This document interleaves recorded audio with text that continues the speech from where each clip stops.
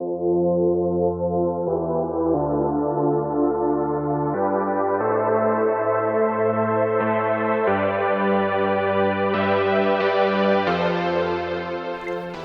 there, it's Stephanie Shea, Chief Astrologer for janspiller.com with your monthly horoscope. This one is for you, Taurus. As we come into June, the best advice is to take things slowly, especially when it comes to your finances and important personal decisions. We've got Uranus moving through your sun sign or rising if you're Taurus rising, and you may feel the pressure to make a big change mid-month when Saturn will square Uranus exactly. Do pay attention to how you feel around this time, but avoid the urge to make sweeping changes right now and give yourself time to ponder and research. Now we've got Mercury retrograde until June 22nd.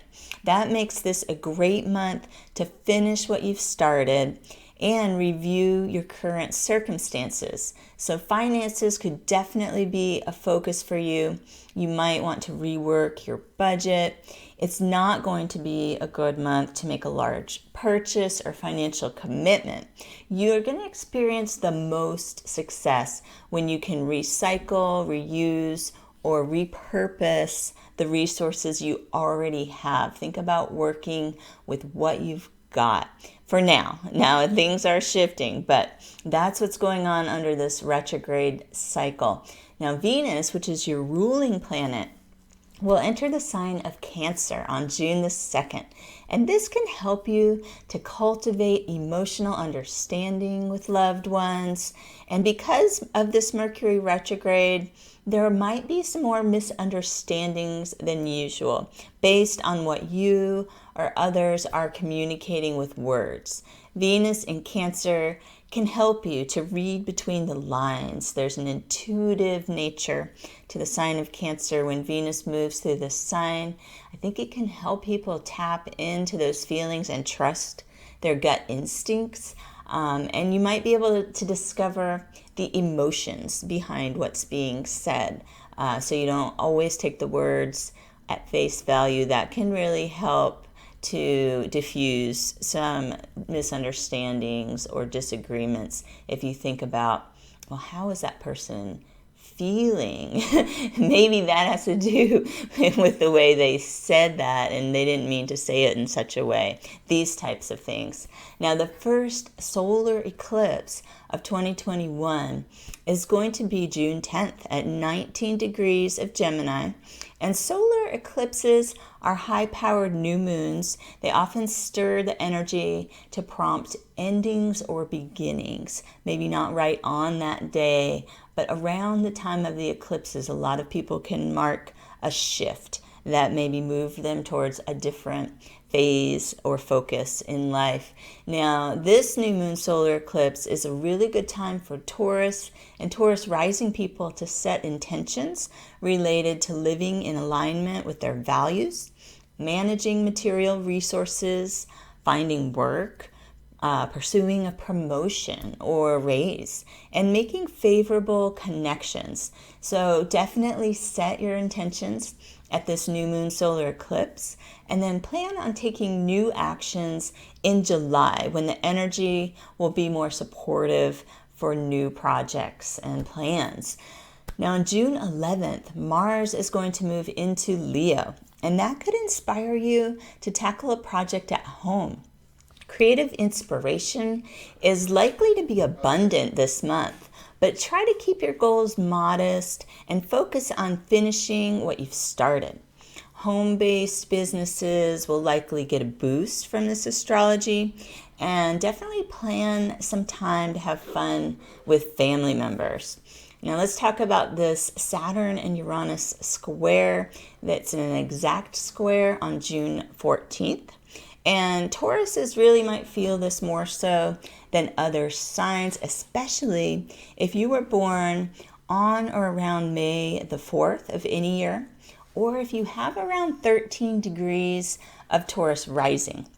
You'll get the most activation from this astrology. You might realize it's time for a big change that will require releasing something from the past. And your professional life could be part of this, as well as how you wish to be seen by others. This is some big picture stuff. This Saturn-Uranus square is in effect all year, but because it's exact this month, it may be felt more strongly. And if you want to learn more about this square, definitely check out my video on that topic. It's in the Astrology of 2021 playlist. So you can kind of get how this square is working and how you can apply it in your personal life. Now we've got Jupiter stationing retrograde on June the 20th, and that's the same day the sun moves into Cancer. It's the summer solstice in the northern hemisphere and the winter solstice in the southern hemisphere. This astrology is highlighting the importance of emotional connections as well as listening to your intuition.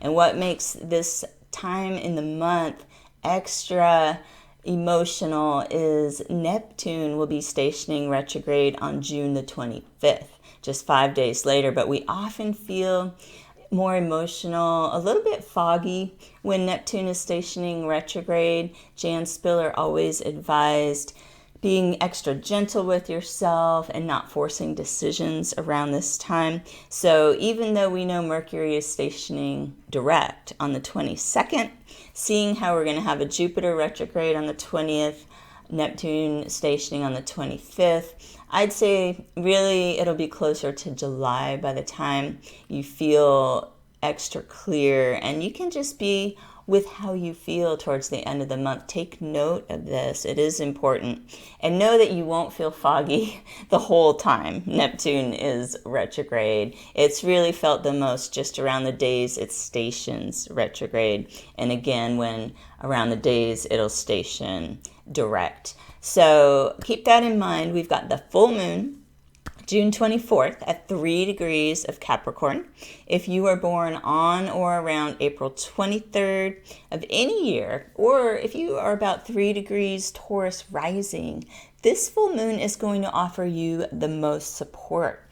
It's time to bring a personal vision to fruition, and you may see some of your efforts begin to pay off if you've been working steadily towards a goal. So I hope you can make the most of this month's astrology. It's quite an active month, but you'll do best when you do what Tauruses often do the best, which is take things slow, steady, one step at a time. Have a great month. I'll see you here next month. Be safe and be well.